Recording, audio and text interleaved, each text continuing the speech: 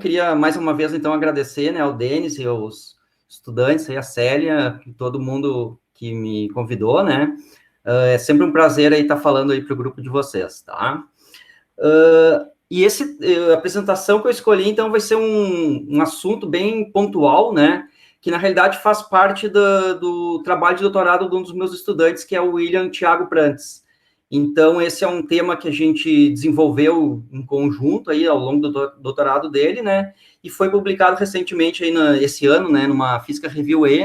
E eu vou contar, então, um pouquinho da história aí desse trabalho que a gente fez e o que foi essa novidade, então, que a gente acabou descobrindo aí, que eu achei bastante interessante, tá? Então, o título, né, do trabalho é Ponto Triplo de Sincronização e Singularidade de Fase em Osciladores Forçados Não Lineares. Bom, sincronização, então, é um assunto que eu venho já investigando há bastante tempo, né? Desde o meu pós-doutorado que eu fiz lá na Irlanda, comecei a me interessar mais pelo assunto, né? Que é dinâmica, né? De osciladores acoplados, tá? Mas eu, por enquanto, né? Já faz um bom tempo que eu tô indo, assim, justamente tem um livro depois que eu vou mostrar para vocês, né? Aqui de sincronização também, que é do simples para o complexo, né? E é justamente essa ideia que eu estou adotando, assim, eu quero explorar tudo que se conhece, assim, vamos dizer, em dois osciladores, um oscilador, dois osciladores, três osciladores, e aumentando, né, a complexidade. Então, eu estou muito longe de chegar nas redes ainda, porque, por incrível que pareça, a gente sempre, mesmo com duas unidades oscilatórias, a gente ainda tem coisa para se descobrir, e é uma delas eu vou mostrar para vocês hoje, tá? É realmente impressionante, mas é isso que é a beleza aí da ciência. Sincronização, então, acho que é no último século, aí, um dos temas mais investigados, acho que quase que dispensa, né, a apresentação do que é o fenômeno de sincronização, da importância dele, tá?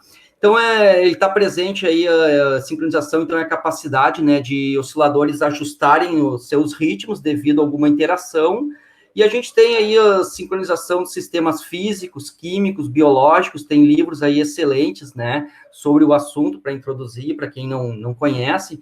Eu, particularmente, aqui eu indico o livro do Winfree, né, Arthur Winfree, que foi um matemático, trabalha com biologia, né,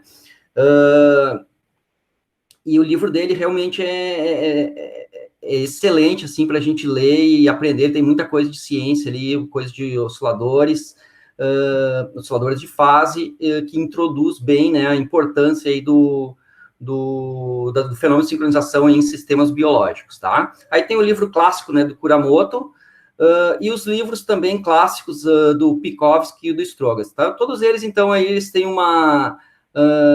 são livros, assim, introdutórios que vão dar a base, né, as principais informações ali do que é a sincronização e aplicações aí para sistemas físicos, químicos e biológicos, tá? Exemplos clássicos aí são os vagalumes, né, que de maneira aleatória eles poderiam cada um estar piscando, né, e eventualmente eles estão interagindo, tem algum tipo de conexão entre eles, né? Não são sistemas isolados, cada vagalume não é um pontinho isolado, então eles estão em conexão e eventualmente todos começam a piscar ao mesmo tempo. Então isso aí é um exemplo aí, né, de um ajuste, né, de ritmicidade aí na natureza, tá? Um dos exemplos aí mais clássicos que tem, né, de sincronização. Tem outros aí aquele da caminhada, né, na ponte da Millennium Bridge, eu acho que é o artigo do Strogatz, né, que também palmas no auditório, e assim por diante, tá? Eu estou mais interessado em sincronização de sistemas lasers, né,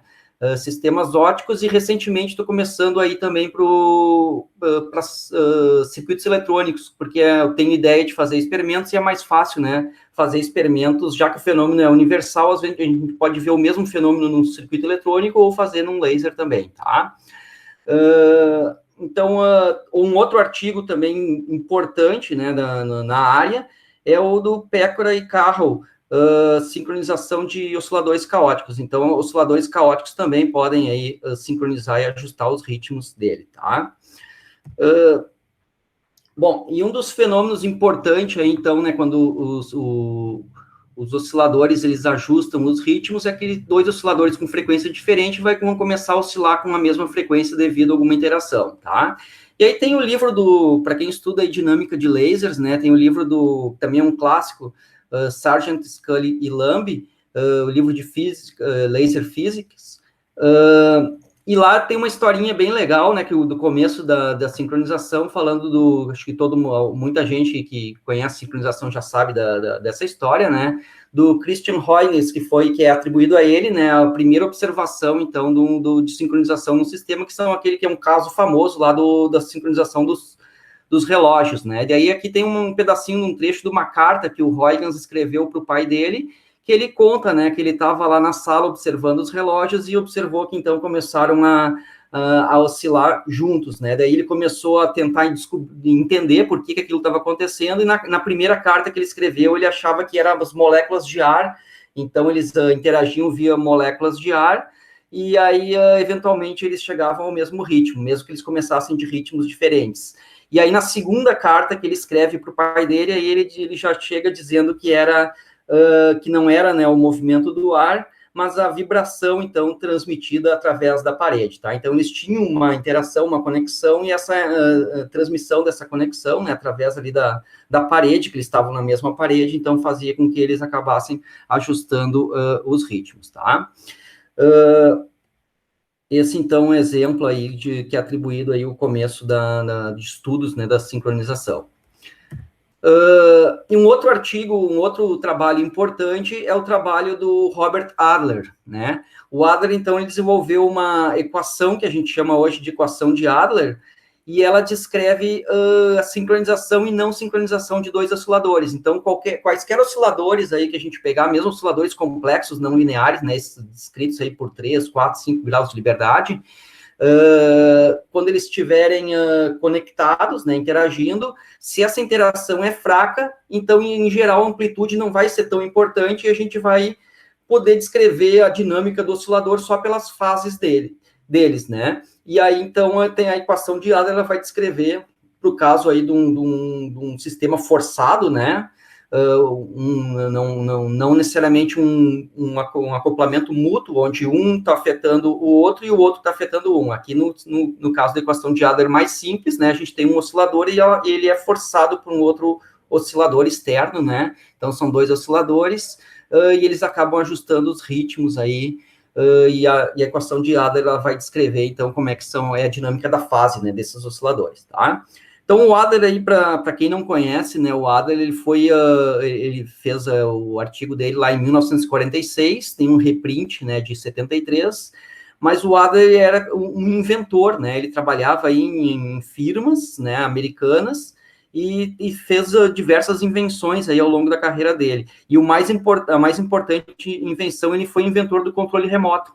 Então, a primeira TV, né, com controle remoto, quem inventou o controle remoto foi o Adler, tá? Então, ele era bastante focado aí nessa parte de engenharia. E aqui está a equação do Adler. Aqui está a diferença de fase, né, entre dois osciladores. Esse φ ponto é a diferença de fase entre os osciladores, igual ômega menos K seno de φ. Então, aqui está a fase do oscilador, então aqui está a força, né, da interação, e aqui a diferença de frequência dos osciladores, tá? Então, a diferença, aqui tem ômega 0, vamos dizer, a frequência natural de um oscilador, e ômega 1, a frequência de forçamento externo. Então, dependendo da diferença de frequência entre os dois osciladores e da força do acoplamento, eles podem, então, sincronizar ou não. E se a gente fizer um mapa, então, né, um espaço de parâmetros aqui, né, variar o que a gente chama de frequency detuning, né, a desincronização de frequência, e a força, né, a intensidade, né, da força externa, e fazer um mapa, a gente vai observar uma coisa desse tipo aqui, ó. Ou seja, quanto maior a diferença de frequência entre os osciladores, mais força, né, mais injeção eu preciso para conseguir sincronizar eles. Então, aqui tem essa região cinza, seriam os osciladores, eles estão sincronizados, e a região branca, eles estão não sincronizados, tá? Então, quando eles estão sincronizados, descrito aqui no regime descrito pela equação de Adler, então eles estão no regime que a gente chama de phase locked, ou seja, fase travada. Então, os dois osciladores eles vão oscilar com a mesma frequência e uma diferença de fase fixa, né? E aqui está, então, como é que é a diferença de fase, né, em função da frequência, da razão, né, da frequência pela injeção, tá?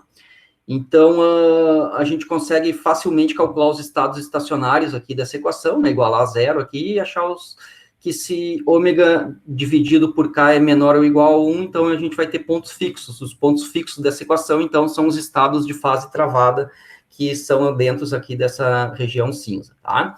E o que significa, então, um oscilador, ele travar a fase, ele sincronizar? Então, olha só, imagina que esse aqui é um oscilador com a frequência natural dele, um oscilador qualquer, e a gente está forçando, né, ele, né, por exemplo, injetando, se for um laser, né, esse aqui é o laser com a frequência dele, e a gente pega um laser externo e injeta a luz dentro do outro, então a gente vai forçar esse outro laser, tá? Normalmente a gente chama esse tipo de sistema de master slave. Esse aqui vai ser o laser escravo, e esse aqui vai ser o laser mestre, aquele que a gente está forçando. Então, com uma pequena injeção aqui, ó, com uma pequena amplitude, dependendo dessa diferença de frequência que tem entre eles, ó, ômega 0 menos ômega 1 é o detuning aqui, a dessintonização, e a intensidade aqui do ômega 1 é bem menor. E se a gente for crescendo essa intensidade aqui, ou diminuindo, né, a diferença de frequência entre eles, eventualmente, o oscilador que oscilava em ômega 0, ele vai dar um pulo para cá, ó, e vai começar a oscilar em ômega 1. Ou seja, o oscilador escravo vai oscilar na frequência do mestre, tá? Então, ele dá uma coisa abrupta aqui, um shift, né, de frequência, tá? Ele está numa frequência e, de repente, ele pula para uma outra, ou seja, ele vai sincronizar com aquela frequência do forçamento externo. Então, aqui os dois osciladores, eles vão estar com uma diferença de fase constante, eles vão estar no regime de fase travada, tá? E se a fase não conseguir travar, então eles vão estar no regime de fase destravadas, que estão não sincronizados. E aqui existem, então, 3 regimes, né, de sincronização que eu vou comentar aqui com vocês. Na equação de Adler, só tem 2, tá? Então, os 2 que eu mostrei para vocês aqui, o branco e o cinza, um é o fase destravada, né, phase unlocking, e o outro é fase travada, phase locking. No phase unlocking, né, no fase destravada, então esse aqui vai estar oscilando aqui, por exemplo, com ômega 1, esse aqui o vermelho com ômega 1 e o azul com ômega 2. Então, o que vai acontecer? Eles estão com velocidades, né, diferentes, velocidades angulares diferentes. Então, eventualmente, esse aqui está girando, né, ele vai passar por cima do azul, ou seja, eles não estão com uma diferença de fase fixa, ela está variando a diferença de fase. E essa variação é uma variação não limitada, ou seja, se a gente for medir aqui a diferença de fase, imagina que esse aqui tem ômega 1 e esse aqui tem ômega 2. Se a gente for medir essa diferença de fase em função do tempo, essa diferença aqui vai crescer, por exemplo, né? E aí, então, ela vai crescer de maneira ilimitada, tá? Vai, como, por exemplo, poderia ser ômega T. Então, ia ser uma reta, né? A fase em função do tempo ia ser uma reta que ia se estender lá para o infinito, tá? Agora, se a gente está no regime de fase travada, então esse aqui está no ômega 1 e esse aqui está no ômega 1 também. Então, eles estão andando os dois com a mesma velocidade. Então, essa diferença de fase aqui, ó, é constante. Se eu plotar agora φ, né? Φ é igual a diferença de fase φ por T, vai ser uma constante, vai dar uma reta, né? Vai dar uma reta aqui horizontal, né? Tá? Então, aqui a gente teria uma reta mesmo, né? Com uma declividade, e aqui a gente teria uma declividade zero, né, um valor constante aqui para a evolução da diferença de fase entre os osciladores, né, com relação ao tempo, tá? Então, esses são os regimes aqui que são descritos aí pela equação de Adler, e são os regimes aí mais conhecidos aí da sincronização, tá? Mas tem um terceiro regime, que é o que a gente chama de frequency locking without phase locking, ou seja, travamento de frequência sem travamento de fase, tá? Nesse regime, o que acontece? Essa fase do oscilador 1 e a fase do oscilador 2, elas estão oscilando. Então, o que acontece? Isso aqui está hora crescendo para cá e hora crescendo para cá. Ele está fazendo isso aqui, tá? É como se estivesse abrindo e fechando ali essa fatia de pizza aqui, como se ela estivesse aqui ficando mais gordinha e mais fininha, tá? Então, é como se fosse um breathing ali, um respirador. Isso aqui está oscilando aqui. Então, essa diferença de fase aqui, essa distância aqui entre os dois, ela hora está crescendo um pouco e hora está diminuindo um pouquinho. Então, eles ficam oscilando, tá? vão ficar aqui oscilando essa diferença de fase, então eu vou ter um φ que vai ser uma dinâmica oscilatória, não vai ser mais aquela constante, né, aquela reta horizontal, não vai ser mais o valor constante, mas vai ser uma coisa oscilatória aqui, por exemplo, tipo um seno, alguma coisa que está oscilando, mas essa oscilação, ela é limitada, tá? Ela vai ficar entre 0 e 2π, enquanto aquela outra, essa aqui seria uma rotação, ou seja, isso aqui passa de 2π, né? Fica 2π, 4π, 6π e vai indo, né? Essa aqui não, essa aqui está sempre fixa, constante, e essa aqui vai oscilar ali entre 0 e 2π, por exemplo, tá? Ela vai, então, aqui já tem uma diferença importante, né, nos regimes de fase, tá? Tem o regime de fase que a gente chama de unbounded, que é ilimitada, e bounded, que é uma oscilação de fase limitada, tá? Então, isso aí formam os 3 regimes de sincronização que a gente pode ter aí, pelo menos esses 3, né? Os 3 mais simples aí que a gente pode ter num sistema forçado, tá? Externamente. Qualquer oscilador forçado externamente. Bom, e esse regime aí, então, o Frequency Locking Without Phase Locking, ele ganhou bastante atenção nos últimos anos, né, vem sendo explorado aí, então essa transição entre Bounded Phase e Unbounded Phase começou a ganhar aí bastante atenção nos últimos anos. Um dos artigos aqui, eles mediram isso experimentalmente, né, usando um laser, que é justamente mostrar aqui esse regime de Frequency Locking Without Phase Locking, tá? Então, saiu publicado aí nessa PRL aqui em 2011,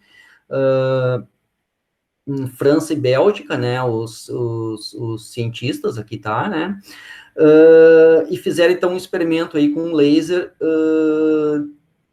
descrevendo, então, esse regime aí, que é um regime, então, o que a gente chama de sincronização parcial, tá? Então, aqui a gente teria o sistema totalmente desincronizado, aqui ele estaria totalmente sincronizado, e aqui eles teriam uma sincronização parcial, tá? Ou seja, a frequência média é igual dos dois osciladores, tá? Se a gente fosse medir aqui a frequência média de oscilação, a frequência média é igual para os dois osciladores. Agora, a fase deles não estão travada, as fases estão descorrelacionadas, né? Assim, descorrelacionadas não seria a palavra, mas não estão... elas não estão fixas, tá? Então, eles não estão travados. A fase está destravada, mas a frequência média é igual para os dois osciladores. Então, seria um regime intermediário, que a gente chama de uma sincronização parcial. Certo? Então, aqui está o resumo, né, desses regimes de sincronização, o phase unlocking, e às vezes é chamado isso aqui na literatura também de phase drifting, tá? Que é fase à deriva, ou seja, a fase vai crescendo ali, ou decrescendo, né, de maneira ilimitada. Aí o frequency locking without phase locking, às vezes ele é chamado de phase trapping, porque essa diferença de fase aqui, ela tá presa, tá? Então, a fase não tá livre lá pra gente ir lá pro infinito, né? Ela tá oscilando, tá variando no tempo, elas não tão sincronizadas, mas ela tá presa, né? Significa que ele não tá totalmente sincronizado, mas o oscilador aqui, vamos dizer assim, escravo, ele já tá sentindo o oscilador mestre, né? Ele já foi capturado por ele, tá? Ele não tá totalmente fixo, mas já foi capturado por ele, então eles têm aí uma sincronização, uma frequência média aí que é igual, né? De oscilação para os dois, tá? E o terceiro, daí sim, eles estão completamente sincronizados quando a diferença de fase deles é fixa. Daí os dois estão andando exatamente com a mesma frequência, tá? Então, esses são os 3 regimes de sincronização, e aí esses 3 regimes são bem conhecidos, né, que nem eu falei para vocês, e vêm sendo explorados aí na literatura. Por exemplo, aqui tem um artigo recente, né, que eu tirei essa figura aqui, esse artigo aqui de 2013, que estão os autores, né, Lee e Juniper, que estudou, então, esse fenômeno de phase trapping. Phase trapping é sincronização de frequência sem a sincronização de fase num sistema aqui hidrodinâmico, né, forçado, tá? Então, é um self-excited jet, né, um jato autoexcitado de maneira hidrodinâmica, forçado, tá? Então, é um gás, eu acho que eles pegam, né, e forçam isso aqui, e conseguem medir, né, a diferença de fase ali e identificar esse regime aqui de phase trapping, tá? Isso aqui, se a gente for comparar lá com aquela equação lá que eu mostrei com o regime de sincronização do Adler, ó, aqui a gente tinha o phase locking e phase unlocking, né? Só os dois regimes de sincronização. Isso aqui é só quando as fases do oscilador são importantes, tá? E agora, esse aqui, a figura está virada em comparação com aquele, mas é a mesma coisa, né? Aqui a frequência está no eixo horizontal, no eixo X, tá? Então, a gente teria aqui, ou seja, a gente vai para regimes, e aqui está a intensidade, né, da injeção, tá? A intensidade do forçamento. Se essa intensidade do forçamento é fraca, então aqui, ó, a gente está no regime de Adler. Só tem esse regime aqui e esse aqui, o sincronizado e não sincronizado.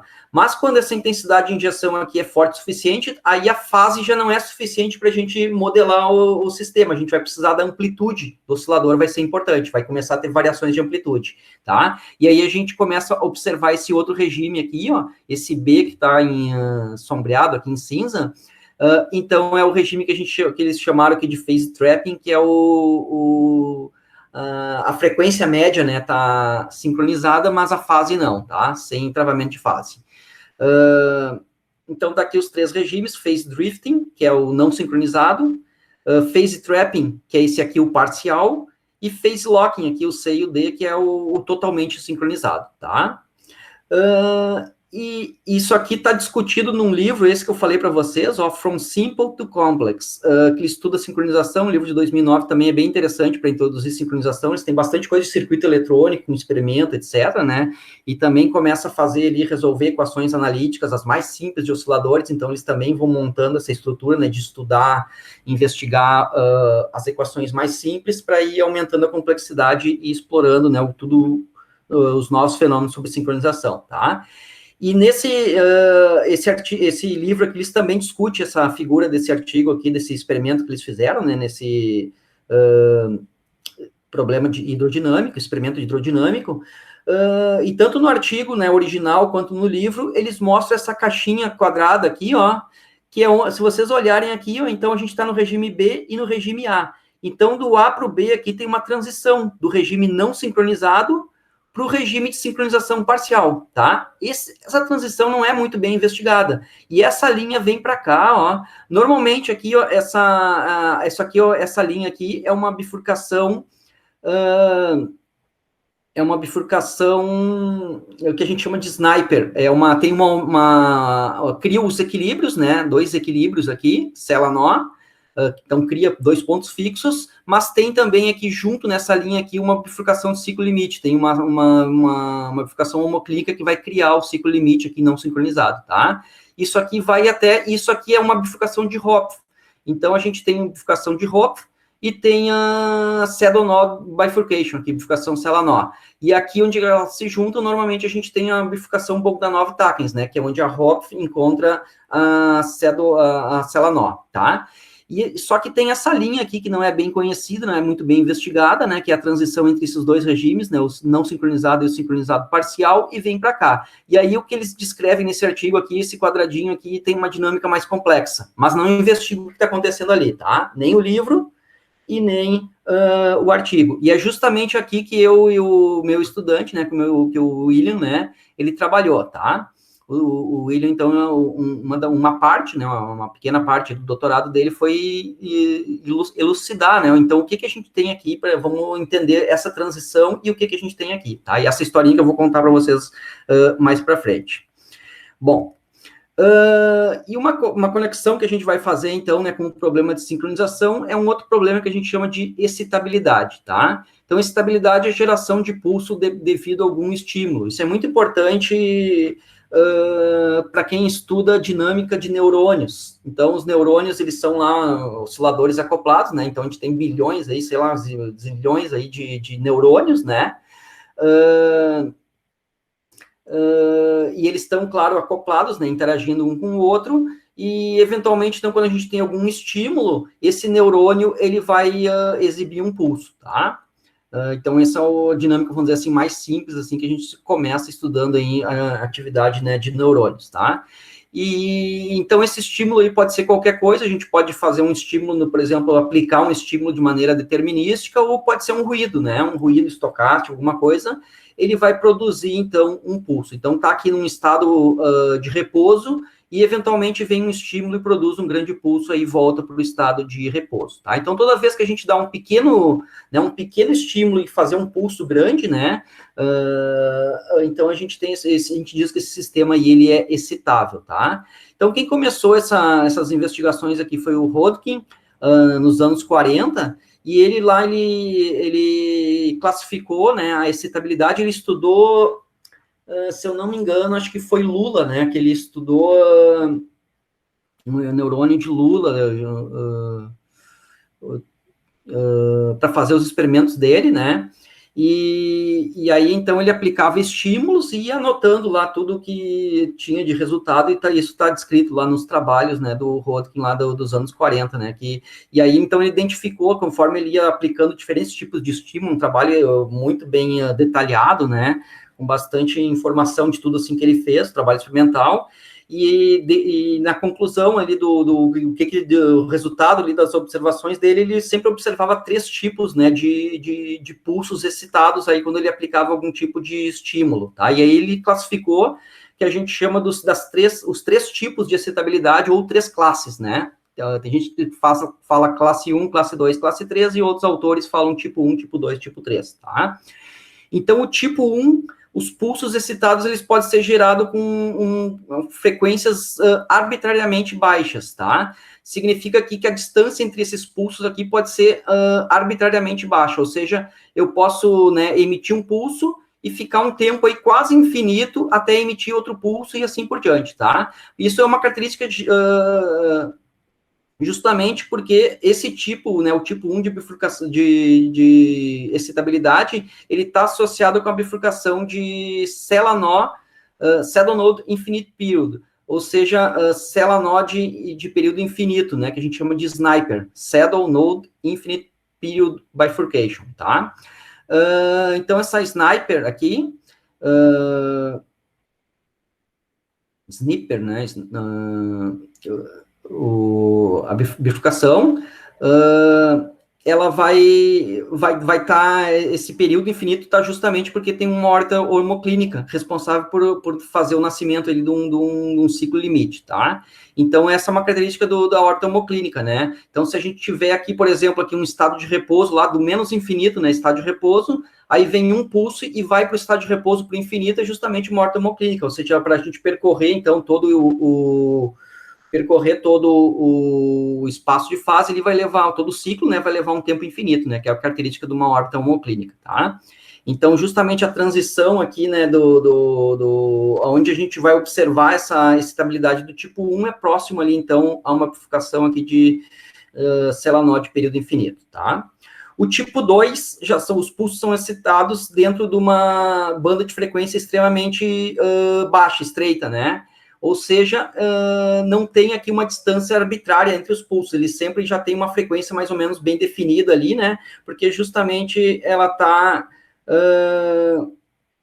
usualmente associada com a bifurcação de Hopf, tá? Então, a bifurcação de Hopf nasce um ciclo limite já com uma frequência bem definida, então as características, né, dos pulsos excitáveis vêm aí desse nascimento, desse ciclo limite, né, com a bifurcação de Hopf, então vai ter uma frequência, vai ficar muito próximo dessa frequência aqui, tá? E aí tem um tipo 3 que ele identificou também, que não tem uma repetição aqui de pulso definida. Então, não tem uma atividade, né, de pulsos, spiking, né, que a gente chama que esses pulsos, sustentado, ou seja, não tem recorrência, né, de pulso, então a gente não consegue definir uma frequência ali, e nesse caso não tem nenhum tipo de bifurcação aí associada, tá? Então, esses são os 3 tipos aí que se conhecem na literatura, né? O tipo 1 aí é bem mais investigado do que os outros 2, tá? Mas tem estudos do tipo 2 e o tipo 3 menos ainda, né? Eu conheço um pouco, tá? Bom, e aí, então, o que eu vou falar é excitabilidade em lasers, tá?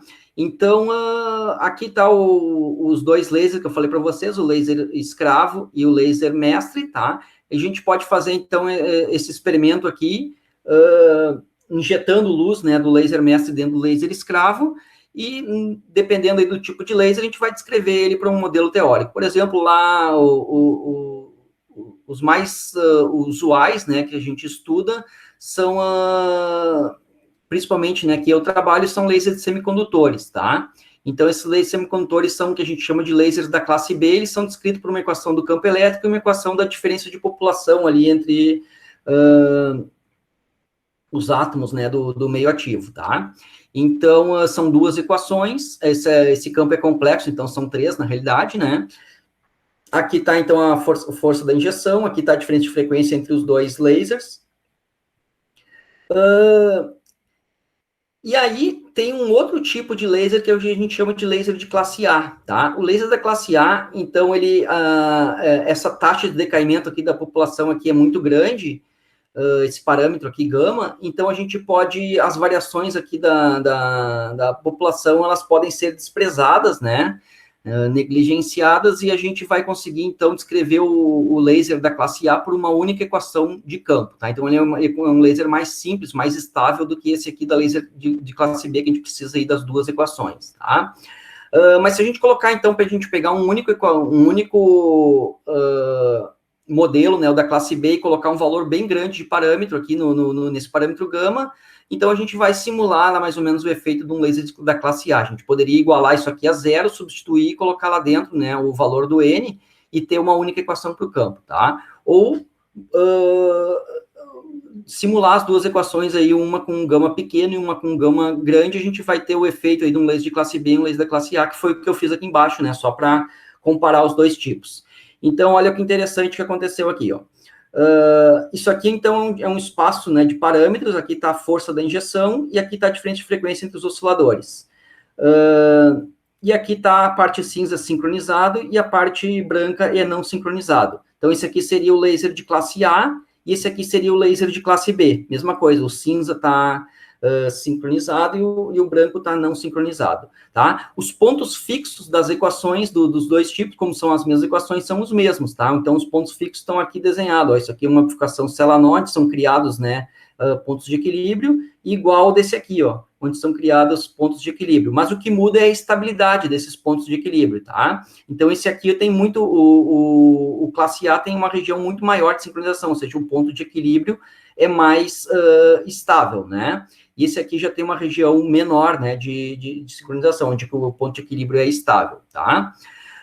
E uma outra característica interessante, aqui, ó, nessa linha preta, a gente tem a bifurcação cela-nó, onde está sendo criado o equilíbrio, né, solução estável sincronizada, então está sendo criada aqui por essa cela-nó desse lado e essa cela-nó desse lado.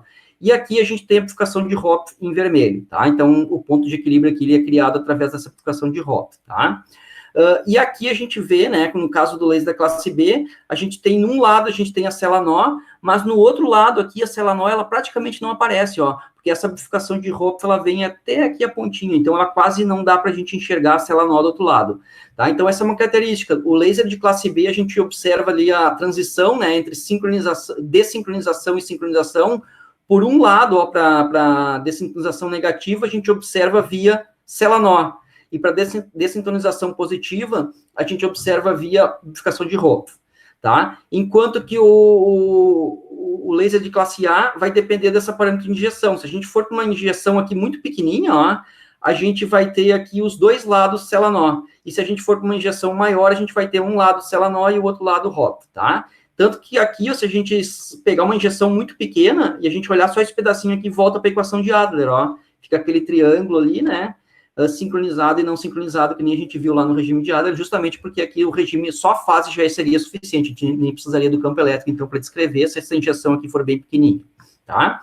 E aqui tem, no caso da classe A, a gente tem um ponto de codimensão 2, né, que é o Bogdanov-Takens, e aqui a gente tem o Fold-Hopf, que é onde a bifurcação cela-nó, que a gente chama fold também, né, ela se cruza, ela toca, né, com a bifurcação de Hopf, tá?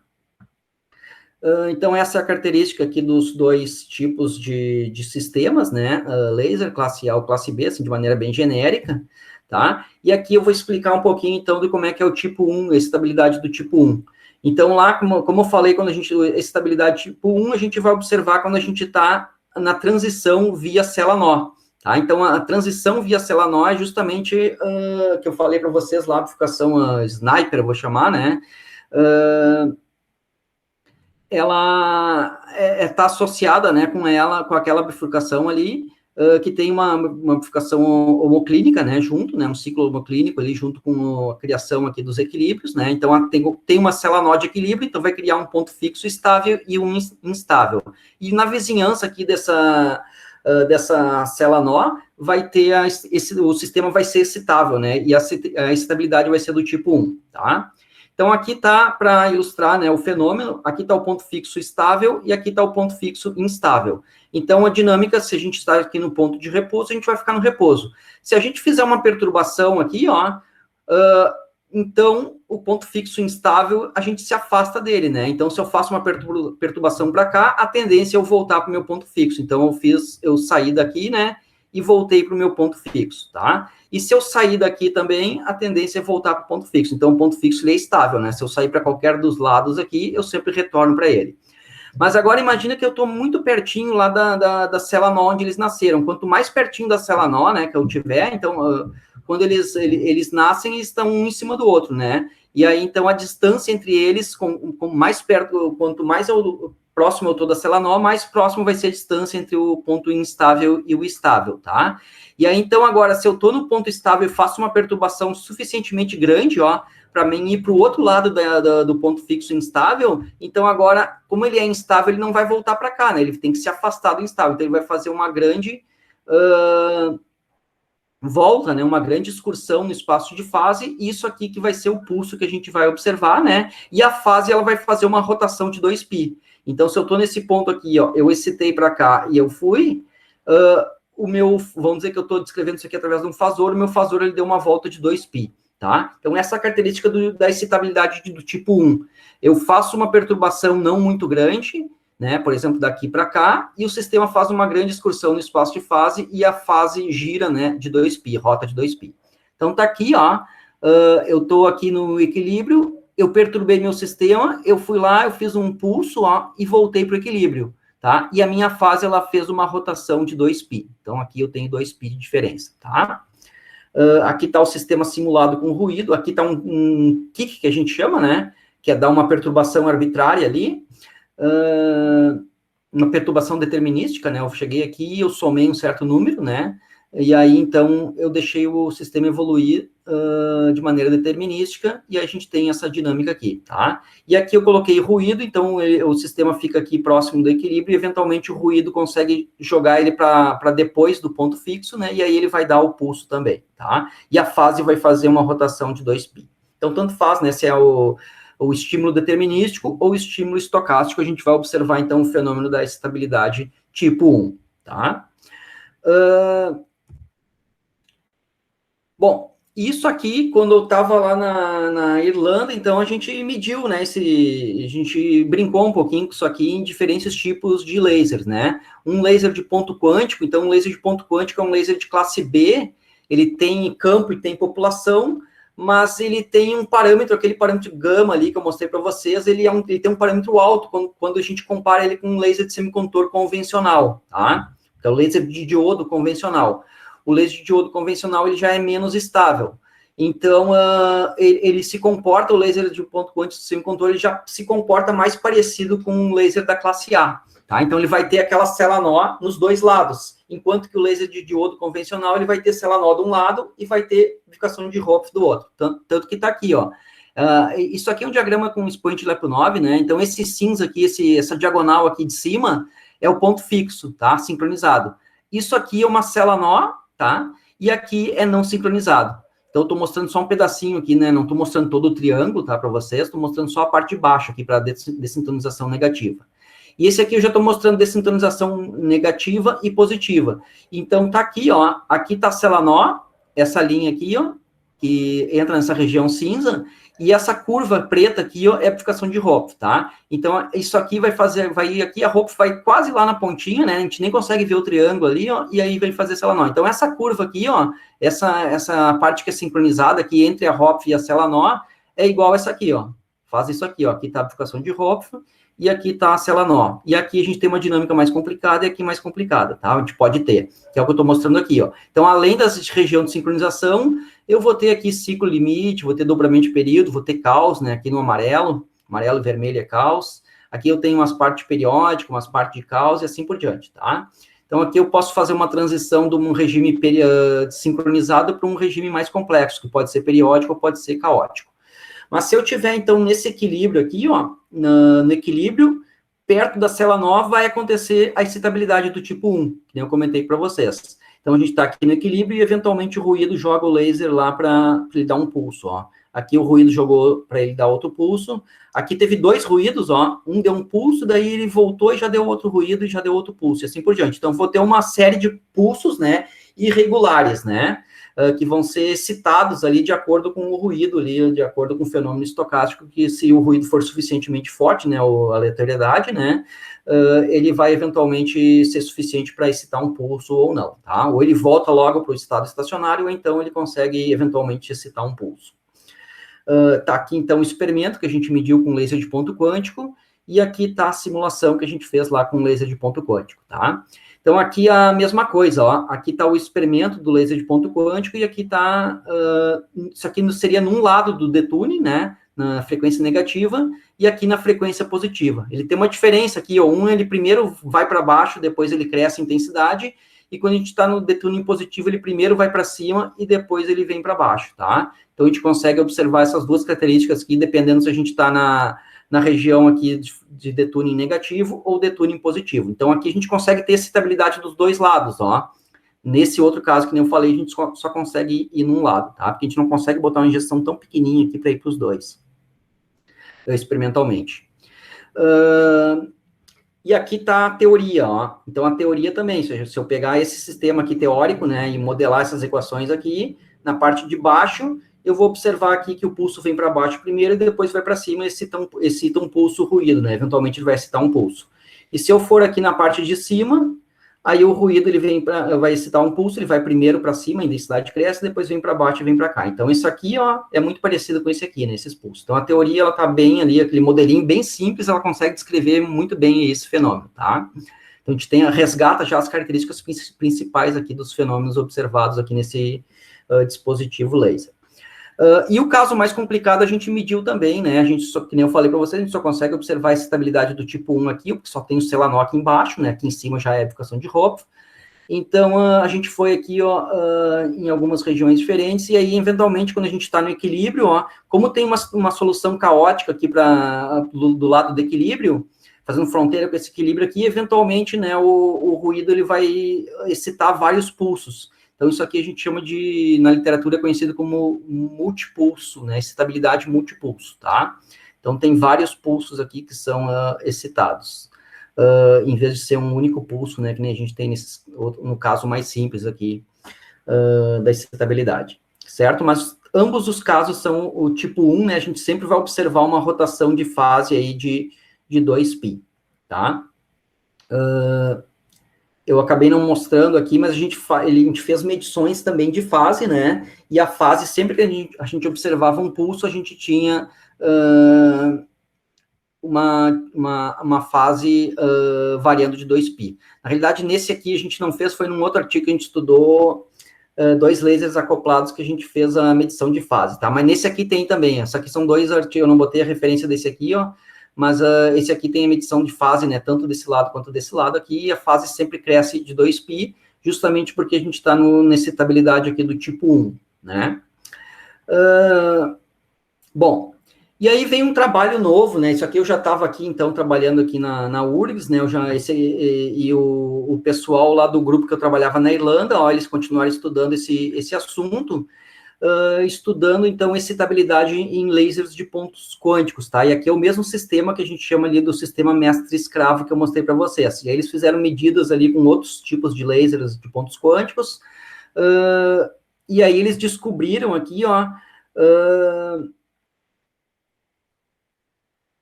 deixa eu ver onde é que está aqui escrito, ó, aqui, ó.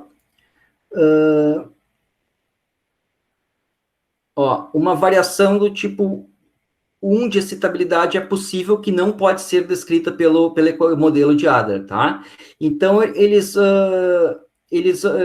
mostram nesse artigo aqui, ó, então eles comentam aquilo, tudo essa introdução que era o que se conhecia da literatura, né, que a gente consegue descrever o laser de ponto quântico, né, que tem a transição ali para os dois lados, né, da descentralização, a gente tem via célula-nó, né, amplificação célula-nó, então eles sempre apresentam a amplificação tipo 1, né, de estabilidade, que é caracterizada pela exibição do pulso e mais a rotação de fase de 2π.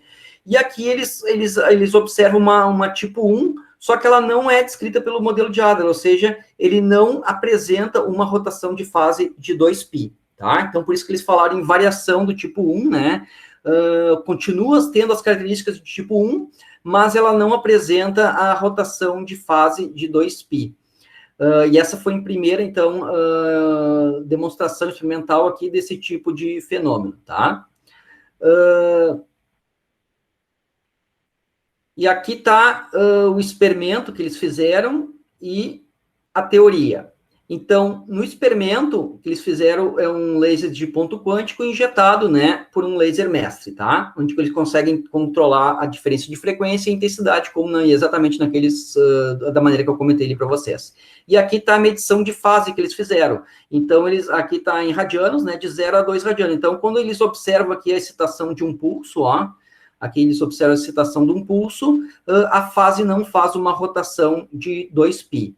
Tá? E aqui, então, tá o laser aqui, fica bastante tempo aqui no estado de repouso e, eventualmente, ele faz essa excursão aqui no espaço de fase e volta para o estado de repouso. Quando ele faz essa excursão aqui, ele ainda apresenta uma oscilação aqui, tipo uma oscilação de relaxação, tá? Então, ele tem ainda uma frequência de relaxação ali associada, né, com algum outro tipo de equilíbrio aqui, provavelmente, né, nesse ponto aqui, tá?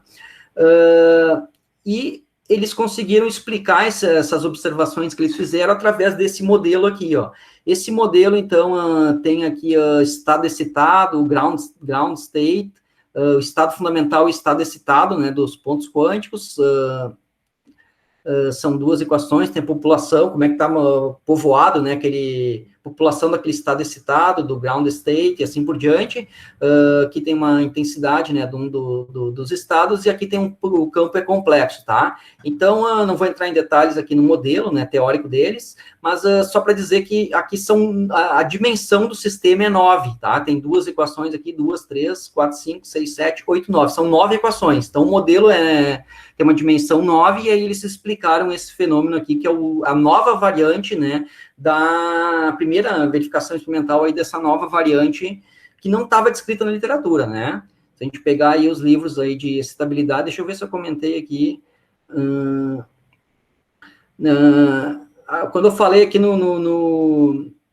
na excitabilidade, um dos livros aí, para quem não conhece muito do assunto de excitabilidade, tem o livro aqui do Izikevich, né? Que lá ele tem uma grande quantidade de casos, né? Então, ele é um matemático que trabalha aí com dinâmica de neurônios, neurociência, etc., né? E aí, então, ele estuda muito a fundo aí essa dinâmica de neurônios do ponto de vista de sistemas dinâmicos, tá? Então, lá no livro do Izikevich, ele tem bastante detalhado toda essa teoria aí das bifurcações associadas aí com a dinâmica de neurônios, então, a estabilidade é uma parte importante aí, né, desses sistemas, tá? Geometria de bursting, né, spikings, pulsações, assim por diante, tá? Nesses sistemas aí neuronais. E justamente, né, mesmo pegando aí os livros mais completos no assunto, essa estabilidade do tipo 1 sem uma rotação de fase de 2π, isso não estava documentado. Então, uma coisa nova aí, né, que foi observada aí recentemente, tá? E a descrição teórica foi via esse modelo Celanó. Então, lá no modelo de 9 dimensões, lá nesse modelo, eles viam que a amplificação era Celanó, tá? Uma amplificação Celanó homoclínica, uma sniper, tá? Que era responsável aí por fazer esse pulso. Então, foi identificado, teoricamente, que realmente tinha uma amplificação sniper associada, e essa homoclínica ali, ela estava originando um pulso que não tinha variação de fase aí de 2π, e aqui também faz a teoria, né, que bate bem com os experimentos, tá? Então, o modelo teórico deles reproduzia muito bem os dados experimentais, e foi feita essa novidade, reportada essa novidade. Bom, e aí que entra o trabalho, né, o trabalho aí do William, né, do meu aluno, foi também estudar esse fenômeno, tá?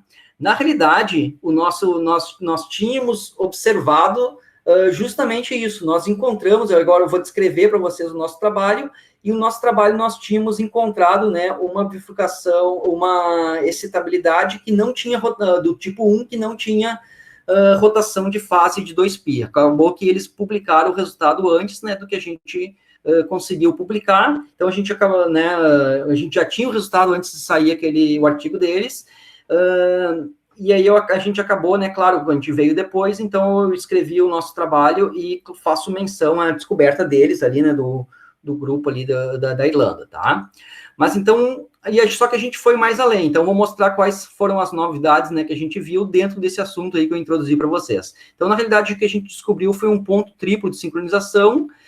A gente viu aí a importância da singularidade de fase nesse tipo de sistema e para esse tipo de fenômeno, e a gente estudou, então, a estabilidade, né, na transição aí de fase limitada para ilimitada, né, em osciladores forçados não lineares, tá?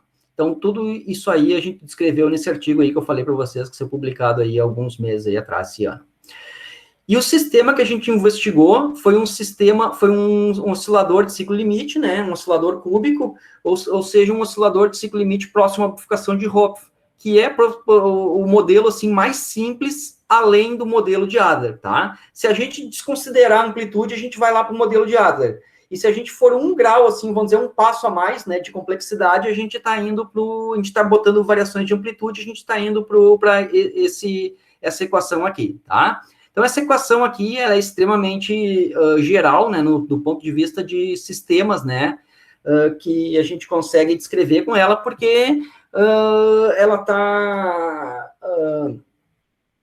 está descrevendo a dinâmica de um sistema que tinha um ponto de equilíbrio, que vários sistemas aí têm ponto de repouso, né, e que a gente forçou esse sistema aí, ele saiu do equilíbrio, ele está oscilando, mas está muito próximo, né, a intensidade o forçamento é fraco, a gente está muito próximo ali do ponto de equilíbrio, então ele vai ter mais ou menos essa característica genérica ali, os sistemas, né, que é, muitos chamam aí da forma normal de Hopf, né, oscilador aí da forma normal de Hopf, tá?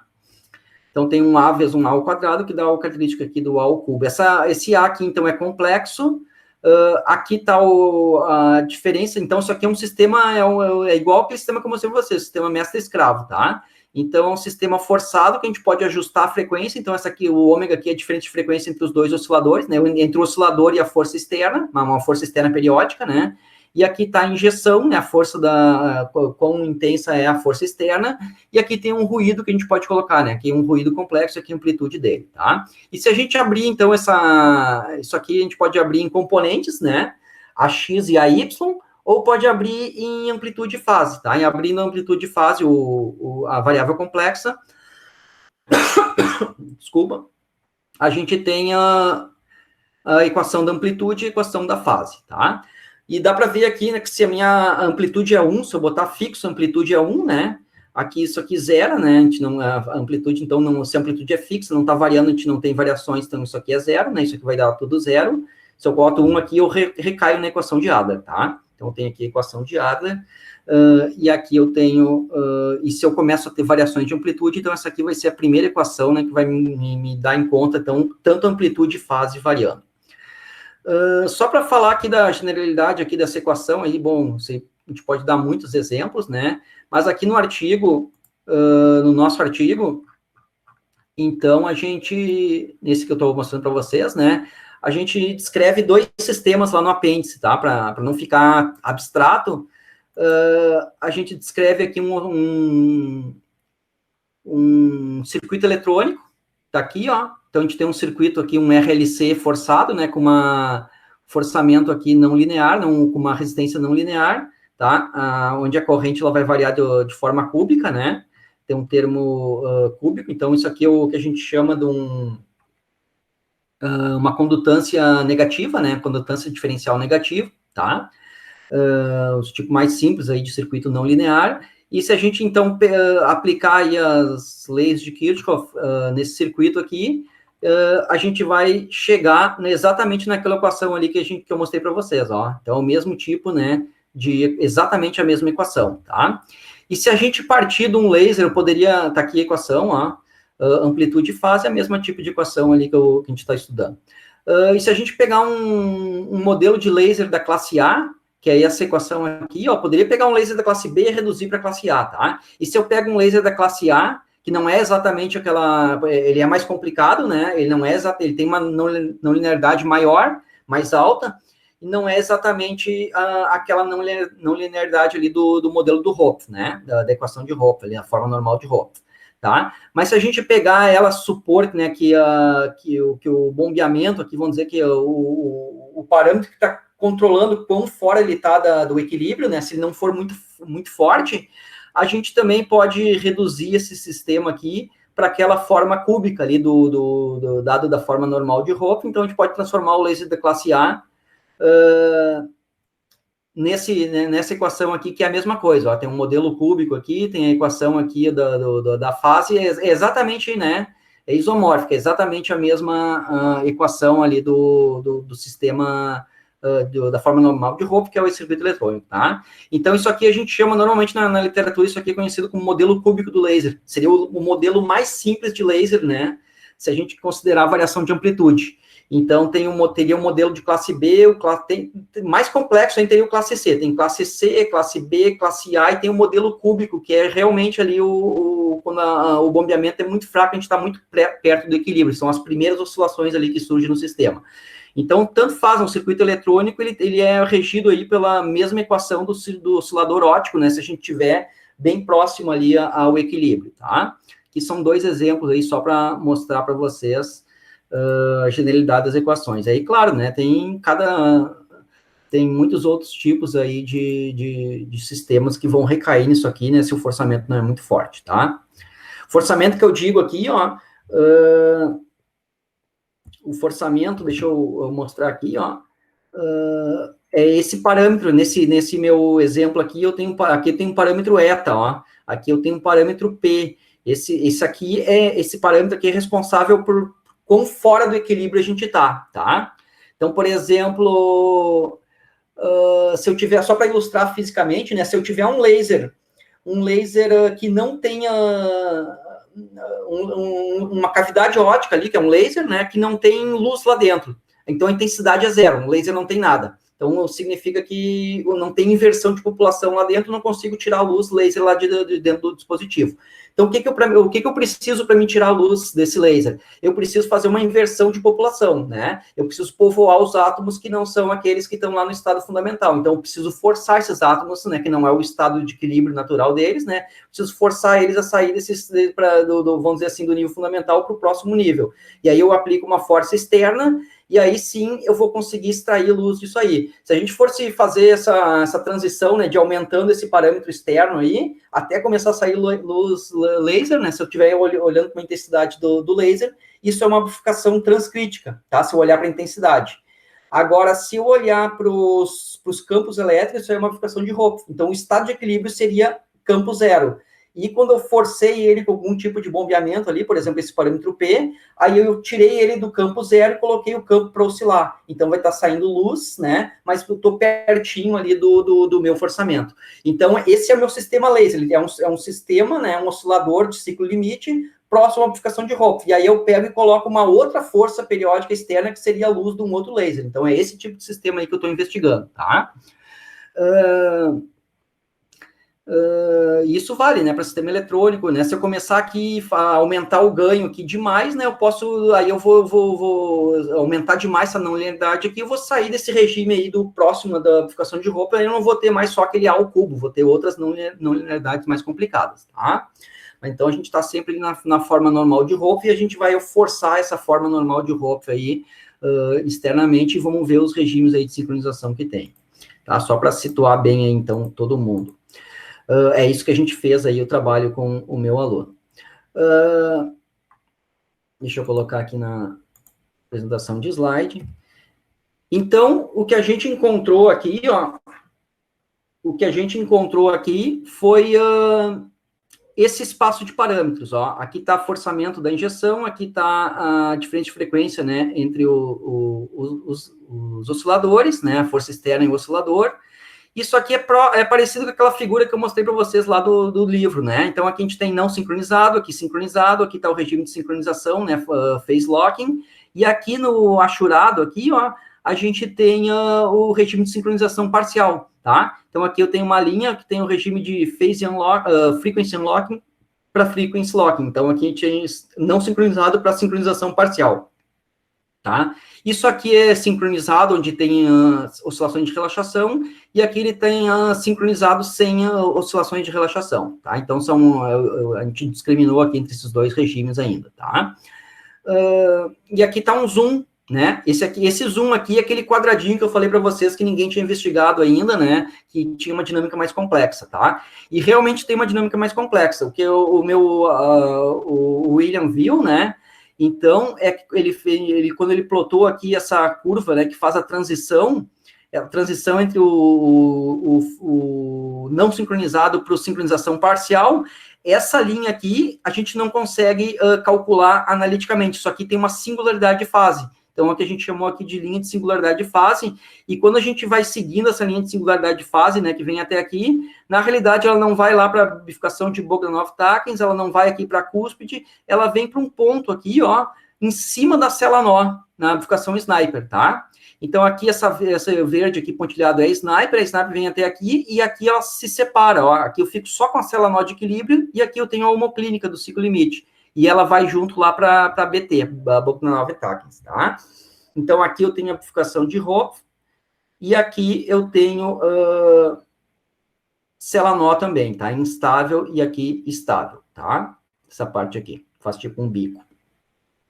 E a gente chamou, então, esse ponto aqui, ó, onde coincide, né, a linha de singularidade de fase com a bifurcação Sniper ali, a gente chamou de ZAH, esse ponto, esse ponto aqui, então, tem um ponto que tem uma amplitude zero, né, o sistema, zero amplitude homoclínica, tá? E ela vem junto com a bifurcação homoclínica. Eu já vou explicar aqui para vocês o que é esse ponto. Então, esse ponto aqui que a gente descobriu, né, a gente não sabia que ia acontecer isso aqui no começo, né, esse ponto aqui é o que a gente chamou, então, de pontos triplo de sincronização também, né, por causa dos tipos de dinâmica que ele vai apresentar, que eu vou comentar para vocês também daqui a pouco.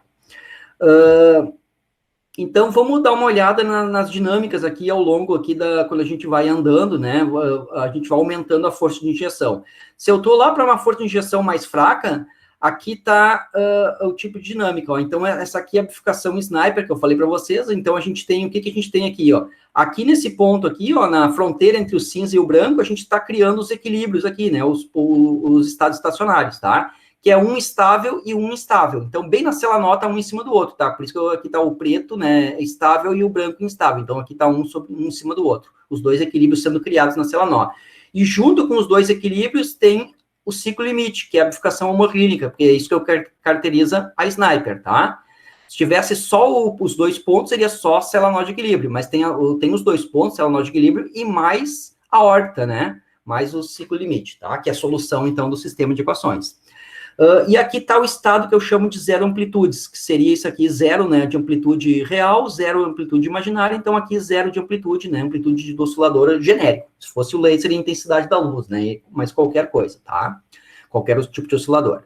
Então, aqui a gente pode ver, né, que faz uma excursão, o zero amplitude aqui está no interior, né? Então, se a gente pegar um fasor aqui e olhar o que ele vai fazer com a fase, se eu estou aqui no equilíbrio, ó, e ele rotar, ele vem até aqui, ele está fazendo uma rotação de 2π, tá? Então, aqui é justamente aquele cenário usual, né? Que a gente tem a bifurcação Sniper, se tiver estabilidade, vai fazer a excitabilidade com uma rotação de fase de 2π. Quando a gente começa a andar para cá e a gente cai exatamente nesse ponto ZH que a gente descobriu, aí o ZH é o ponto que o ciclo limite, que a órbita, a Sniper ali, né, a órbita homoclínica, vai colidir com o estado de zero amplitude. Então, agora aqui a gente tem um objeto matemático que a gente nunca tinha visto aí na literatura, né? Não está descrito aí, pode pegar o livro aí, aquele, como é que é o Guggenheimer Holmes, pode pegar os outros, né? Kuznetsov, pode pegar Gulobitsky. e outros livros aí, né, Strogatz, etc., que a gente não vai encontrar isso aqui, tá? Então, isso aqui é um objeto aqui que tem, um objeto matemático, né, que tem um ponto de equilíbrio sela-nó, né, 2 pontos de equilíbrio, sela e nó, estável e instável, tem o ciclo limite homoclínico aqui, e tem mais um ponto de singularidade aqui, ó, tem um ponto de amplitude zero, tá? Então, tem tudo isso junto aqui nesse ponto de codimensão 2 aqui do espaço de parâmetros, tá? E se eu venho mais para cá, ó, se eu venho aqui nessa região, então, se eu passei agora do ponto ZH, aí então eu tenho o zero amplitude agora está para fora do ciclo limite, tá vendo? Então, agora, ó, se eu tivesse aqui, vamos dizer que o sistema está no repouso, aqui no pretinho, e aí o ruído colocou ele para oscilar aqui, ó, ele vai dar um pulso excitável, ele vai dar um pulso excitável aqui, ó, mas ele não vai fazer, a fase vai ficar limitada, ó, ele não vai fazer os 2π, porque agora o zero amplitude está fora, né, do ciclo limite, tá? Então, aqui a gente teve uma transição ao longo da Sniper, uma transição de unbounded phase para bounded phase. Então, essa transição aqui não era conhecida na literatura, então a gente escreveu em detalhe essa transição. E aí a gente achou, né, que o regime aqui do sincronização parcial faz uma fronteira com sela-nó. E sempre esse regime de sincronização parcial fazia uma fronteira com a bifurcação de Hopf, tá? Aquele artigo lá esse aqui da PRL, né, que descreve, então, que descreve o fenômeno de frequency locking without phase locking, justamente eles falam que essa transição aqui está associada com a bifurcação de Hopf. E nós achamos aqui, então, que ela está associada com a bifurcação sela-nó. Ela pode estar associada com a bifurcação sela-nó, que é toda essa região nova aqui, então, que não existia, então, na literatura, tá? E aí, se a gente continuar seguindo aqui, né, a gente começa a diminuir esse ciclo de limite, e eventualmente a gente vai lá para o... aqui separou, ó, aqui a homoclínica separou, o instável separou do estável, né? A separação acontece nesse outro ponto que é bem conhecido na literatura, que a gente chama de saddle node loop. Aqui os dois se separaram, né? Os dois equilíbrios. Então a gente fica só com a horta homoclínica, que é uma azulzinha aqui, mal e mal dá para enxergar, uma curva azul que vem aqui até a BT. Os dois pontos de equilíbrio, tá? E aqui está o ponto singular. E se a gente for lá na BT, então a gente encontra só os dois pontos, né? Que como tem uma sela-nó ali, então tem o equilíbrio estável e instável, eles estão ali na Bogdanov-Takens, né, e mais a Hopf ainda, tá, a bifurcação de Hopf.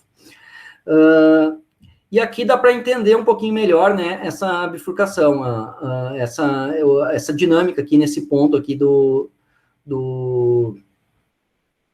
ZAH, né? Se eu pegar pontos aqui dentro, ó, no bounded phase, ele vai ter essa dinâmica aqui de bounded phase. E se eu for me aproximando ali do ZH, então eu vou ter essa órbita aqui, ó, que é justamente essa órbita em cima do ponto triplo aqui, do ponto ZH, tá? Então, aqui a gente está olhando amplitude e fase. Então, o que a gente vê aqui? Que a amplitude, ela está variando aqui, e a fase, ela faz um pulo de π, tá? Então, eu estou aqui no ponto estável, quando eu chego aqui nesse ponto, eu vou instantaneamente, né, pro zero aqui, e aí eu volto pro estável ali por cima, tá? Quer dizer, eu saio daqui, né, por cima, venho no zero, vou pro π, né, instantaneamente, e volto para cá, tá? Isso que a fase faz. Então, tem uma mudança ali, de um shift de π, né, da fase, tá? Nesse ponto aqui.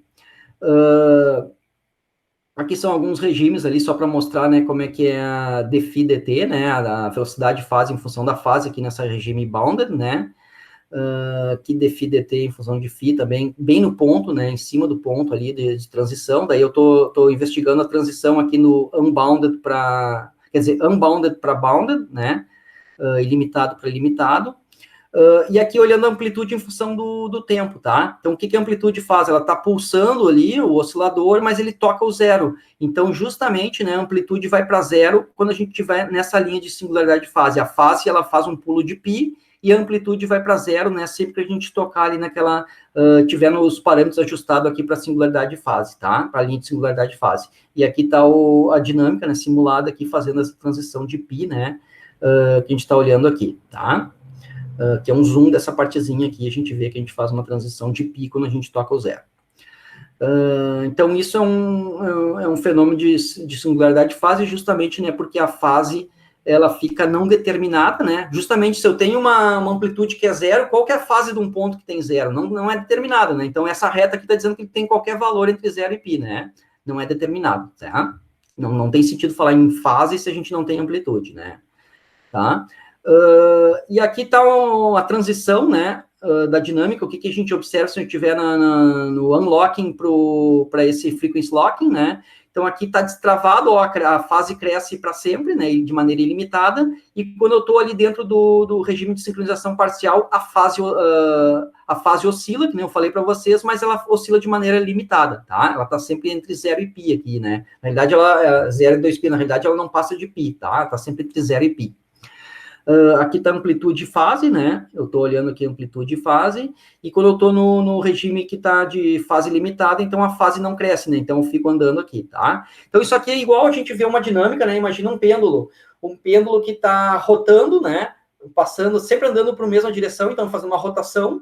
Então, a fase está sempre crescendo, né, de maneira ilimitada, ou se eu tenho um pêndulo oscilando, né, se ele está oscilando, então a fase nunca vai crescer, nunca vai ser acima de 2π, né, ela vai ficar oscilatória e a outra ela está sempre crescendo. Então, é a diferença de uma rotação entre uma oscilação, tá?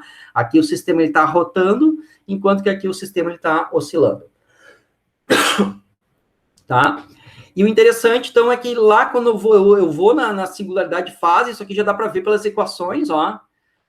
Se eu boto aqui ó, na fase, se o A igual, né, na singularidade de fase, a amplitude vai para zero. Se eu boto amplitude zero aqui, ó, eu fico uma diferença por zero, né? Então, isso aqui vai para infinito, tá? Então, tem uma derivada aqui que vai da fase infinita, né?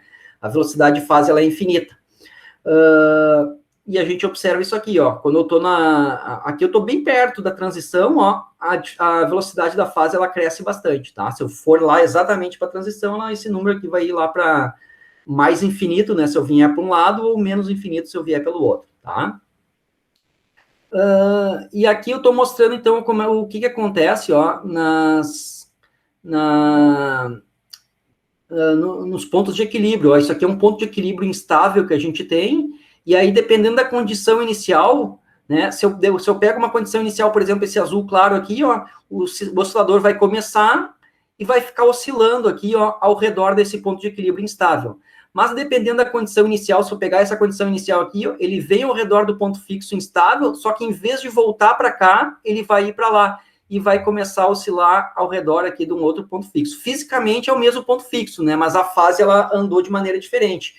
Para a fase voltou, né? E o outro ela foi adiante, tá? É que nem se a gente pega um pêndulo lá, aquele posição de equilíbrio do pêndulo é o pêndulo para cima, né? Então, se a gente conseguisse colocar o ponto fixo instável, se a gente conseguisse colocar ele exatamente lá em cima, ele vai ficar parado, né? Mas se eu fizer uma perturbação, então ele vai andar, e aí quando ele está lá em cima, ele pode continuar a rotação dele ou pode voltar a oscilação, né? Então, a velocidade de fase ela vai ser positiva ou negativa, dependendo para que lado que ele está indo, né? Tá? Esse aqui é mais ou menos a mesma coisa, tá? Acontece assim o fenômeno de maneira análoga, tá? E aqui tem uma outra condição inicial, que ela vem perto desse ponto fixo, aí ela se afasta desse aqui, e aí ela acaba sendo capturada para cá. Por isso que a gente chama de phase trapping, né? A fase aqui, ela tá livre, ó, mas eventualmente ela é capturada e ela vai ficar oscilando ali ao redor de um determinado ponto fixo, tá? Isso se a gente tiver dentro, né, para a direita aqui da curva de singularidade de fase. Sempre ela vai ser capturada e vai ficar andando aqui. E se ela tiver para a esquerda, ela nunca vai ser capturada e vai ficar sempre unbounded, né? Vai ficar ilimitada, tá? Claro que se tiver ruído, a gente vai botar, a gente vai observar daí de maneira estocástica as duas transições, né? As duas dinâmicas, certo? Então aqui a gente olha, ó, ela andou um pouquinho à deriva, ó, e daqui a pouco foi capturada, a amarelinha ali. A outra também, ela andou um pouquinho à deriva, ó, ela veio para cá, em vez dela voltar, né? Não, ela subiu, ó. Ela veio, subiu, ficou à deriva até aqui e depois ela foi capturada. E a outra lá, ela ficou já capturada lá desde do começo, tá? Então aqui já ilustra aí os tipos de dinâmica, né? Claro que nesse aqui eu estou mostrando só o transiente que está mudando, né? Porque ela sempre capturada, porque ela está no regime aqui dos parâmetros, né? Dentro do regime de sincronização parcial ali, o frequency locking without phase locking, tá? E aí agora vamos ver o que acontece quando a gente coloca ruído. Então, quando a gente coloca ruído, a gente vai observar uma transição estocástica entre a fase ilimitada e limitada, tá? É como o pêndulo lá, ele tá andando assim de maneira para um lado, daqui a pouco o ruído bota para o outro, então ele fica invertendo ali aquela velocidade de fase dele, hora ele dá algumas rotações, hora ele fica oscilando um tempo, daqui a pouco ele rota para o outro lado e assim por diante, tá? Vai acontecer algumas coisas assim similares, né? Só para dar ideia, tá? Então, aqui a gente tem o sistema aqui em laranja, ó, amarelinho, laranja, sem ruído. Sem ruído, aqui a fase está de maneira ilimitada, e quando a gente coloca ruído, ela fica um pedacinho capturada, daqui a pouco ela vai aqui livre, daqui a pouco ela fica capturada, daqui a pouco ela vai livre, e assim por diante. Então, a gente tem uma transição aí dos dois regimes, né? Uma mistura dos dois regimes, justamente porque a gente tem na transição dos dois tipos de dinâmica, e aí o ruído vai fazer com que ele fique brincando num tipo ou no outro, né, de maneira ali aleatória, dependendo, né, do ponto ali que ele está no espaço de fase e da intensidade do ruído, tá? E se a gente for medir a velocidade, a frequência média, se isso aqui fosse aqui oscilações aqui limitadas, a frequência média é zero, né? Se a gente faz a média disso aqui, vai dar zero, tá? Mas quando é ilimitado, a gente vai ter uma frequência média, né? Que vai ser a inclinação aqui, mais ou menos, né? Dessa reta aqui, tá? Então, se a gente faz a frequência média aqui do oscilador, ó, sem ruído, ele vai ser essa frequência média, e quando a gente colocou ruído, ó, a frequência média, ela diminui bastante, tá? Porque justamente que a gente passa muito tempo ali que a gente está preso, né? Às vezes a gente está indo com a frequência ali mais livre, né? Rotando, e daqui a pouco a gente fica preso, que ali tudo vai diminuindo, né? O valor da frequência média. Então, o ruído ali tende a diminuir a frequência média ali de oscilação, né? Ele acaba capturando ali para alguns momentos, tá? E outra coisa também que a gente investigou é como é que naquela linha de singularidade de fase. Se a gente coloca um ruído fraco bem distante da linha de singularidade de fase, o ruído não faz muito efeito aqui, ó. Aqui tem uma curva, nessa letra E, aqui tem uma curva amarelinha, a preta está praticamente uma superposta pela outra, isso aqui é simulado com ruído. Mas se a gente está perto da singularidade de fase, aí o ruído afeta bastante, ó. Então, aqui a amarelinha aqui é sem, a laranja aqui é sem ruído, e a preta é com ruído. Então, eventualmente, dá uns pulsos com amplitude bem grande, né, para baixo, outros menores, e assim por diante, tá? Isso aqui é amplitude em função do tempo. Aí o sistema, para perto da singularidade de fase ali, o sistema ele é mais sensitivo ali à presença do ruído, tá? Então, a dinâmica é bem mais sensitiva ali perto daquele ponto. É importante falar que o ponto de singularidade de fase não é um ponto de equilíbrio do sistema, tá? Não é um ponto de equilíbrio. Ele é um ponto de singularidade de fase, é uma outra coisa que tem no sistema e não é um ponto de equilíbrio. Mas ele complexifica, ele deixa mais complexo ali, né, a dinâmica, tá? E uma outra coisa que a gente fez aqui, ó, bem interessante, deixa eu só ver que horas são aqui. Pô, já passou, né, o tempo. Bem rapidinho aqui para concluir, né? Estou quase concluindo. Se a gente vai aqui no sistema, ó, perto aqui da transição que é via equação de Adler, e colocar ruído, a gente quase não observa nenhuma diferença, ó. E se a gente está aqui perto da bifurcação de Hopf, né, que é uma injeção maior, a gente quase não observa diferença aqui entre o ciclo limite, tá? Então, aqui ele é bounded phase, aqui ele é unbounded phase, e não tem muita diferença. Agora, se a gente está próximo aqui a essa bifurcação de Bogdanov-Takens, aí, então, o ruído, ele acaba sendo bastante importante, porque olha só como é que um ruído fraco deixa o ciclo limite aqui parecendo até um atrator caótico, né? Mas isso aqui não, é um ciclo limite aqui, esse amarelinho do sistema planar, eu coloquei um ruído fraco e o ruído fez tudo isso aqui com o espaço de fase, tá? Então, isso aqui é uma coisa que a gente achou bastante interessante. E se vocês olharem o que está acontecendo aqui, ó, como a gente está na transição entre o regime aqui, vamos dizer assim, dominado pelo Adler e o regime dominado pela Celanó, e aqui no regime dominado pela Hopf, dominado pela Hopf, o ciclo limite ele é bem pequenininho, ele é perto do ponto fixo. E dominado pela Celanol, o ciclo limite é bem grande, né? Ele tem aquela diferença, faz a rotação de 2π. E como a gente está aqui no meio, ó, então a gente tem uma mistura dos dois regimes, isso que é interessante observar, ó. A gente tem, ora, o sistema ele está aqui nesse bounded, né? Mais parecido com a Hopf, e ora ele está aqui nesse grandão, ó, parecido com aquele 2π lá do Celanol. Então a gente observa aqui, perto da Bogdanov-Takens, uma mistura, né? O sistema fica bem mais sensitivo aqui, por causa que as duas regiões estão tendo o mesmo peso, nenhuma delas está dominando mais. Nenhum cenário, o cenário da Celanó não está dominando mais, nem o da Hopf. A gente tem uma junção ali, isso dá para ver bem aqui no ciclo limite pelo efeito do ruído, tá? E quando a gente vai lá naquele ponto de sincronização, agora a gente observando os pulsos excitáveis, né, que eu mostrei para vocês, simulando aqui na fase travada com ruído, quando a gente vai ali nos pulsos excitáveis e coloca ruído, então se a gente está naquele regime de Celanó, a gente observa o cenário usual, né, que é excitar um pulso e dar um pulo de 2π na fase.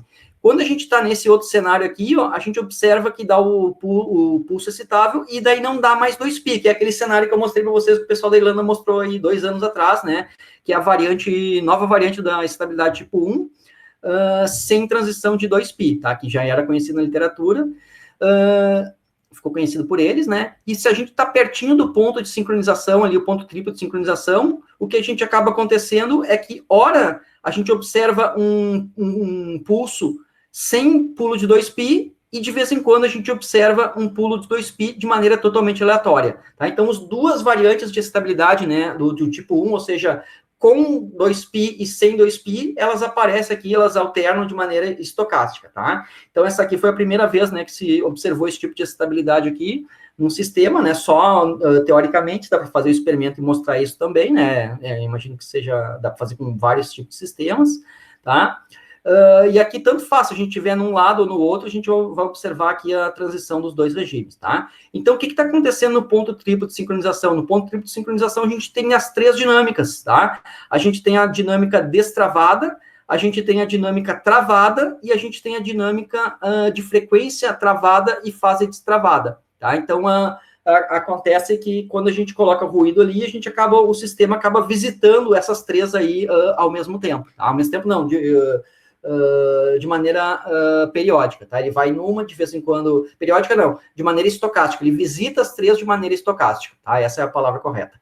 Então, uma hora ele está num, daqui a pouco ele experimenta outro, daqui a pouco experimenta outro, então ela fica visitando aquelas 3 tipos de dinâmica ali, tá? Por isso que ele é um ponto triplo de sincronização, é o único ponto, né, do diagrama de fase, claro que tem outro simétrico, né, mas ele é o único ponto onde os 3 regimes de sincronização, aqueles 3 que eu mostrei para vocês no começo, se encontram, tá? É o único ponto do diagrama de fase que os 3 regimes se encontram, por isso que nós denominamos ponto triplo de sincronização.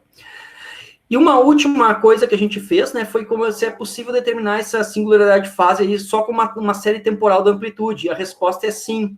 Tá? Então, isso aqui, ó, é uma transição mantendo fixo ali a injeção, né, a força, variando só a frequência, por exemplo, só um dos parâmetros, por exemplo, só a frequência de dessincronização. Se a gente for variar, então, essa frequência aqui, o que a gente fez? Esses pontos aqui são amplitude pico a pico. Eu pego uma série temporal, pego o máximo e o mínimo e faço a diferença entre o máximo e o mínimo, tá? E se eu variar aqui, ó, a diferença entre o máximo e o mínimo, eu vou ver que justamente na singularidade de fase, né, eu tenho a máxima diferença entre o máximo e o mínimo, justamente porque na singularidade de fase toca o zero. Então, eu tenho um valor bem alto, e menos o zero, que vai ser o mínimo, né? E aí, então, eu vou ter a máxima diferença, né, da amplitude pico a pico, tá? E depois, quando eu entro na regime aqui da sincronização parcial, também vai diminuindo, né, esse valor pico a pico. E quando eu estou no travado, aí não tem série temporal. Se eu pegar o máximo e o mínimo, né, um valor constante, vai dar zero, tá? Então, a gente consegue identificar aqui, ó, a linha de singularidade de fase simplesmente medindo a amplitude. Não preciso nem medir a fase, assim que eu posso ter uma ideia, né, do que está acontecendo ali. Então, é um ponto que tem essa característica aí, tá? De maximizar ali a amplitude pico a pico.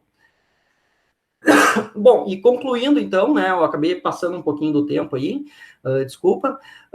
Concluindo, então, o trabalho, a gente descobriu um ponto triplo de sincronização pela primeira vez, né, então, num sistema dinâmico, aí, dentro de um assunto importante, que é a sincronização, primeira vez que a gente vê um ponto aí num diagrama de fase, onde os 3 regimes de sincronização, eles existem, né, as vizinhanças desse ponto.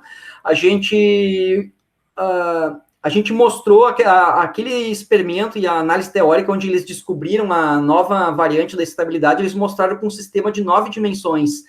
E nós mostramos que essa nova variante da estabilidade ali, ou seja, a transição por Celanó via regime de sincronização parcial e o sincronizado pode ocorrer por qualquer oscilador aí próximo à amplificação de Hopf, né? Então, quando a gente coloca pequenas variações de amplitude, logo depois da aproximação de Adler, a gente já pode encontrar essa nova variante de excitabilidade, tá? A gente mostrou pela primeira vez aí o interplay, né, entre as duas variantes, assim, a transição estocástica entre os dois tipos de tipo de estabilidade tipo 1. A gente mostrou que naquela transição ali, o cenário via Hopf e o cenário via Celanó, se a gente está bem na intermediária ali, o ruído ele é bem mais importante, ele acaba perturbando bastante, né, o ciclo limite, né, e a gente consegue observar que hora a gente tem a dinâmica com fase limitada e hora com fase limitada de transição estocástica entre elas também, né. Eu acabei não comentando isso aqui, mas quem conhece lá no caso do pêndulo, que a gente tem a separatriz, né, que é uma trajetória no espaço de fase que vai conectar o ponto estável com o instável, né, e essa separatriz aí, ela vai demorar um tempo infinito, né, para a gente fazer essa dinâmica no pêndulo. Aqui a gente tem uma separatriz com pulo de fase de π. Então, isso aqui é um caso diferente. Ela é uma separatriz também, né? Porque ela é um regime que separa dois tipos de dinâmica de fase. Por exemplo, aqui, ó, eu posso estar aqui nesse ponto. Quando eu chego aqui, eu posso voltar ou eu posso ir para o lado, ó. Então, eu posso fazer bounded ou unbounded. Então, eu tenho uma trajetória dinâmica que separa exatamente dois regimes de fase. Só que aqui eu não tenho ponto de equilíbrio. É uma separatriz sem ponto de equilíbrio. E o tempo que eu levo para andar nessa separatriz aqui é um tempo finito, diferente do caso do pêndulo, que é um tempo infinito, né? Então, é uma separatriz com um pulo de fase de π, que também isso aí não está muito aí documentado aí na literatura, tá? É uma outra conclusão. E o que eu falei para vocês, esse objeto matemático, né? Que a gente viu aqui, ó, contendo a cela, nó, mais uma horta homoclínica e mais o ponto singular, tá? Que é essa trajetória aqui. Isso aqui também não está documentado aí na literatura. A gente acabou encontrando isso aí, tá? Bom, seria isso, né? Qualquer pergunta, qualquer dúvida aí, pode ficar à vontade, tá? Muito obrigado aí, pessoal.